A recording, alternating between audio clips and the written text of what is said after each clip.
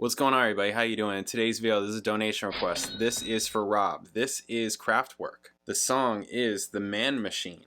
This is off of their 1978 album titled The Man Machine. And Rob says, I'm guessing a lot of viewers know of KRAFTWERK. I'm mostly interested to hear in the comments who has listened to KRAFTWERK back in the day or what first-timers might think. In terms of a reaction, be prepared for a really basic song, even in a pool of only basic songs. Okay, cool. So that's what we're going to check out, The Man Machine. If you're new here, please subscribe, check out my videos, all kinds of videos, reaction videos, bass videos, music videos, check it out. You like the channel, you want to support the channel, you get super thanks underneath this video. You can hit me direct in the description. I got PayPal, Cash App, Venmo, Amazon wishlist, mailing address, and I do donation requests just like this one. So if there's something you want me to watch, listen to, talk about, hit me direct, PayPal, Cash App, Venmo. In the notes section, leave a link, leave a description, let me know what you want the video to be on, and I'll make the video. You can also email me at jpanreadsemail@gmail.com. Thank you guys. Okay, so the only I've heard of KRAFTWERK, right? The only KRAFTWERK that I've listened to, that I can remember at least, is Computer World. And I haven't listened to that probably since college. I didn't like dig into them or anything like that. So that's cool. So this is their 7th album from 1978. A further refinement of their mechanical style, the album saw the group incorporate more danceable rhythms. Cool. Includes 2 singles, of which The Man Machine is not one. Synth pop, new wave, electro pop, electronic. It's the closing track on the album. KRAFTWERK, electronic band formed in Dusseldorf, Germany in 1970. Widely considered innovators and pioneers of electronic music, among the first successful acts to popularize the genre. Group began as part of a West Germany's experimental krautrock scene in the early 1970s before fully embracing electronic instrumentation, including synths, drum machines, and vocoders. Very cool.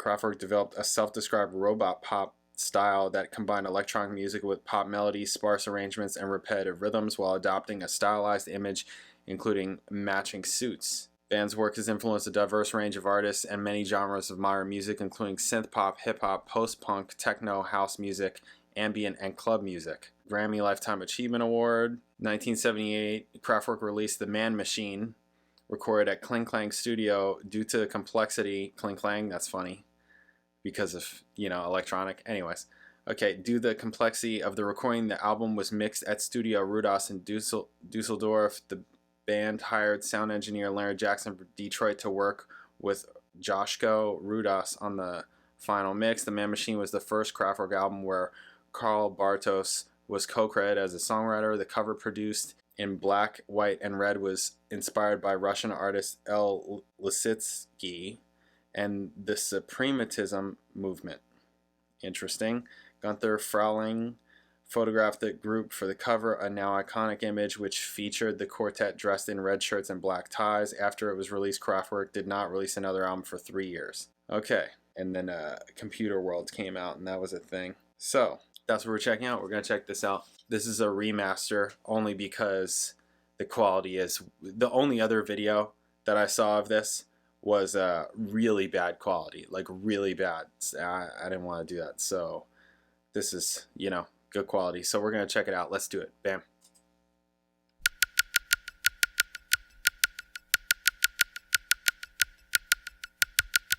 It's their own little YYZ. Wow.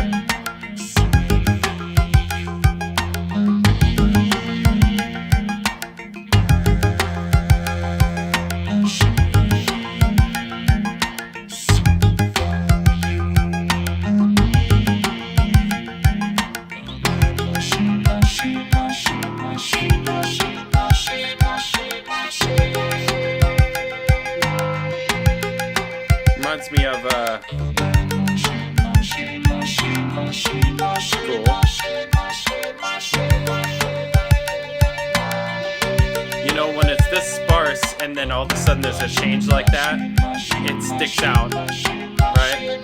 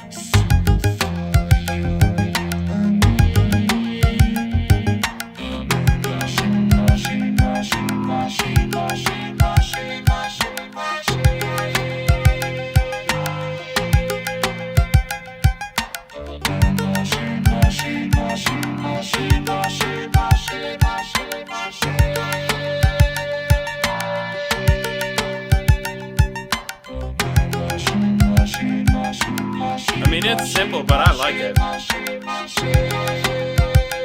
because it's this like concept, this idea basically.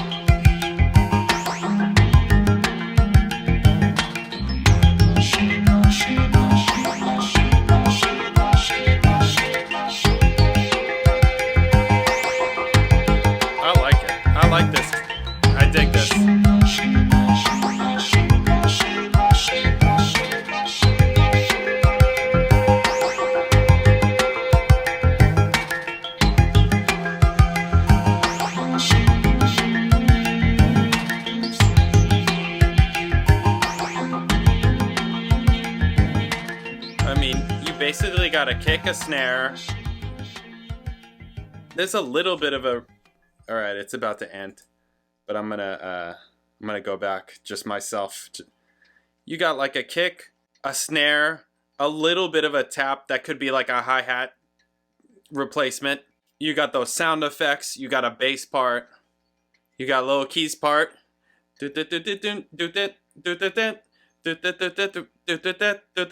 Right? You got a vocal part. You've got things like delay and reverb a bit, right? So it's got its space, but also because it's all like electronic, mostly everything is like right at you, right? It's like right there.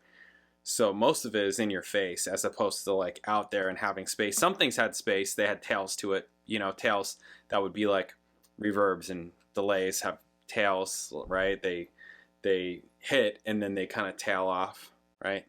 Reverbs and delays. I like it. I like this. I like this kind of thing. I think it's really cool, actually. I think it's cool. And in the middle of that, I was looking at I want to look up the album cover because they mentioned the album cover and how it's like, you know, the red and the black and white, which I would say those are favorite colors of mine, right? Black, certainly. And then red, that's just a strong combination. You kind of can't go wrong. It's a really strong combination. And then that's by some Russian artist, and it's called a suprematism. Early 20th century art movement focused on the fundamentals of geometry, painted in a limited range of colors. The term suprematism, sorry, super different. Got to be careful with that, sorry. Suprematism refers to an abstract art based upon the supremacy of pure artistic feeling rather than on visual depiction of objects.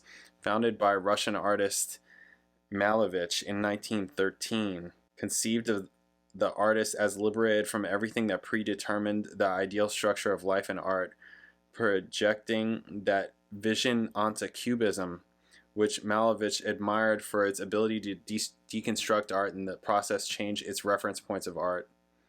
Russian avant-garde artists, you know, naming tons of insane Russian names, okay. In what's described as the first attempt to independently found a Russian avant-garde movement, seeding from the trajectory of prior Russian art history. And then just looking on Google Images at what this looks like. It's cool. It's cool. It's definitely a style. And it's, yeah, geometry is just shapes, rectangles, squares, triangles, different shapes and colors. It's very, yeah, it's a bit stark, but also kind of bold. And yeah, it's abstract. It's abstract. It's avant-garde. I've seen other albums that are similar to this kind of style. Like if you see this kind of thing, you know, you'd recognize it and be like, oh yeah, I've seen that kind of style. It looks cool. I like it. I like it. I like this style. I think it's cool. I'm talking about the music now. I like this style. I think it's cool. I definitely like it. It's interesting. It's very stripped down. And how even just how they build it is almost like that of like a solo artist, right? Going on with just a computer and just individually doing like a loop, like somebody that does like live looping or something like that. It sounds like that. Kind of sounds like live looping in a way. So, but it's cool. I like it. I like it. They're an interesting band. I don't know a lot of them. Again, I've only heard Computer World, and that was forever ago, but I remember liking that, and this sounds cool too. So, dig it. Wow. Definitely dig it. Awesome. All right, guys. And Rob wants to know, Rob, he wants his conversations. So he wants to know who listened to Kraftwerk back in the day. And for the first timers, what do you think about this?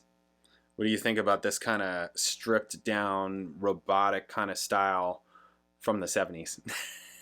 Pioneers of electronic music. I was going to say it reminds me of, because of the vocoder, it reminded me of Roger Troutman.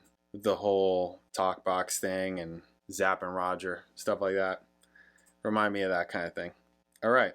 Very cool. Dig it. Thank you guys. Catch you in the next video.